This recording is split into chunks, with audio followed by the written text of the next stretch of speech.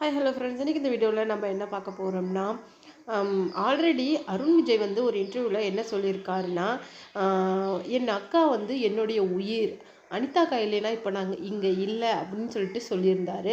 அது மட்டும் இல்லாமல் வனிதா விஜயகுமாரை பற்றி அவர் நிறைய சொல்லியிருந்தார். அந்த இன்டர்வியூவில் அவர் பேசினதுக்கு வனிதா விஜயகுமார் என்ன ரிப்ளை கொடுத்துருக்காங்கங்கிறது தான் இந்த வீடியோவில் நம்ம டீட்டெயிலாக பார்க்க போகிறோம். வீடியோக்குள்ளே போகிறதுக்கு முன்னாடி நீங்கள் நம்ம சேனலுக்கு புதியவராக இருந்தால் மறக்காமல் இந்த சேனலை சப்ஸ்கிரைப் பண்ணிடுங்க. அது மட்டும் இல்லாமல் இந்த மாதிரி வீடியோஸ் உங்களுக்கு கண்டினியூஸாக வேணும்னா மறக்காமல் நம்ம சேனலை ஃபாலோ பண்ணுங்கள். வாங்க வீடியோக்குள்ளே போகலாம். அருண் விஜய் இட்லி கடை படத்துக்கு இன்டர்வியூ கொடுத்துருந்தப்ப என்ன சொல்லியிருந்தாரு அப்படின்னா, என் அக்கா எங்கள் அம்மா இல்லைன்னா நான் இந்த இடத்துக்கு வந்திருக்க மாட்டேன். இன்ஃபேக்ட் அனிதா அக்கா எனக்கு நிறைய ஹெல்ப் பண்ணியிருக்காங்க. எனக்கு ஏதாவது ஒரு வேணும் அப்படின்னா நான் எங்கள் அக்கா கிட்ட கேட்க மாட்டேன். அவங்களாவே அதை ஃபீல் பண்ணி எனக்கு பண்ணுவாங்க. அனிதா அக்காவும் என்னுடைய எல்டர் சிஸ்டர்ஸ் 2 பேருமே என்னுடைய லைஃப்பில் ரொம்ப பெரிய அங்கம்.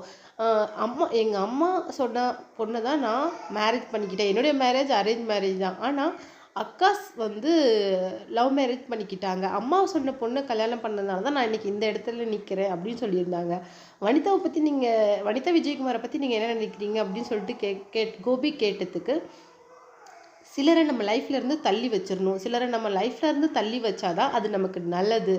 அது நமக்கும் நல்லது, நம்ம பசங்க நம்ம ஃபேமிலிக்கும் நல்லது. அது நமக்கும் நம்ம ஃபேமிலிக்கும் எது நல்லதோ அதை தான் நான் எப்போவுமே செய்வேன். அப்படி தான் எனக்கு அப்பா சொல்லியிருக்காரு அப்படின்னு அருண் விஜய் சொல்லியிருக்காரு. அது மட்டும் இல்லை, அவர் என்ன சொல்லியிருக்காரு அப்படின்னா, எங்கள் அப்பா அம்மா பேச்சை கேட்டதுனால தான் நாங்கள் 5 பேரும் இந்த நிலமையில இருக்கிறோம்.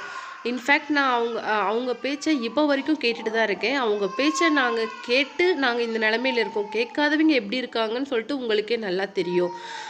அப்பா பேச்சையும் அம்மா பேச்சையும் நான் சின்ன வயசுலேருந்தே கேட்டுக்கிட்டு தான் வரேன். இன்ஃபேக்ட் என் பசங்களும் இப்போ அதை தான் ஃபாலோ பண்ணுறாங்க. அதனால தான் இப்போ என் பசங்க என் பேச்சை கேட்குறாங்க அப்படின்னு சொல்லிட்டு சொல்லியிருந்தாரு. அதுக்கு வனிதா விஜயகுமார் என்ன ரிப்ளை கொடுத்துருக்காங்க அப்படின்னா, நான் நிறைய ஏர்ன் பண்ணியிருக்கேன். என்னுடைய ஸ்டார்டிங்கில் என் மூவிஸில் ஏர்ன் பண்ணது எல்லாமே நான் என் ஃபேமிலிக்கு தான் கொடுத்துருக்குறேன். அதில் இருந்து அவங்க எனக்கு ஒரு பைசா கொடுத்ததில்ல. ரொம்ப கீழ்த்தரமாக நடத்துகிறாங்க. அது மட்டும் இல்லாமல் என்னுடைய குழந்தைங்களும் அவருக்கு பேர குழந்தைங்க தான். அது மட்டும் கிடையாது, நான் அப்போ ஏர்ன் பண்ணின எல்லா பணத்தையும் நான் என்னுடைய பேரண்ட்ஸுக்கு தான் கொடுத்துருக்குறேன். ரொம்ப சாஃப்டாக இருந்த என்னுடைய சுச்சுவேஷன் இந்த மாதிரி என்னை மோசமாக மாற்றி வச்சுருக்குது. அது மட்டும் இல்லாமல் என் குழந்தைங்களுக்கு ஒரு பாசம் வேணும் அப்படிங்கிறதையும் எனக்கு நல்லா புரியுது. அவங்க ஒரு கேர் கிட்ட இருந்தால் நல்லாயிருக்கும் அப்படின்னு சொல்லிட்டு நான் நினைக்கிறேன். அது மட்டும் இல்லாமல் என் குழந்தைங்க இப்போ ரொம்ப தனிமையாக ஃபீல் பண்ணுறாங்க. நானும் அப்படி தான் இருக்கிறேன். ஒரு அப்பாவாக அதை அவர் எப்போவுமே கன்சிடர் பண்ணதில்லை. என் ஃபேமிலி ஒதுக்கிடுச்சு அப்படின்னு சொல்லிட்டு எனக்கு நல்லாவே தெரியும். ஆனால் என் குழந்தைங்க என்ன பண்ணினாங்க அப்படிங்கிற கேள்வி தான் நான் அவங்கள கேட்குறேன். ஒரு அப்பாவாக அவர் எனக்கு அது சரியாக செஞ்சு கொடுக்கல. அது மட்டும் இல்லாமல் என் அம்மா இருந்திருந்தா என்னை இந்த மாதிரி விட்டுருப்பாங்களா அப்படின்னு சொல்லிட்டு ரொம்ப ஃபீல் பண்ணி பேசியிருக்காங்க. இந்த வீடியோ பற்றி நீங்கள் என்ன நினைக்கிறீங்க அப்படிங்கிறத உங்கள் வீடியோவை கீழே போடுங்க.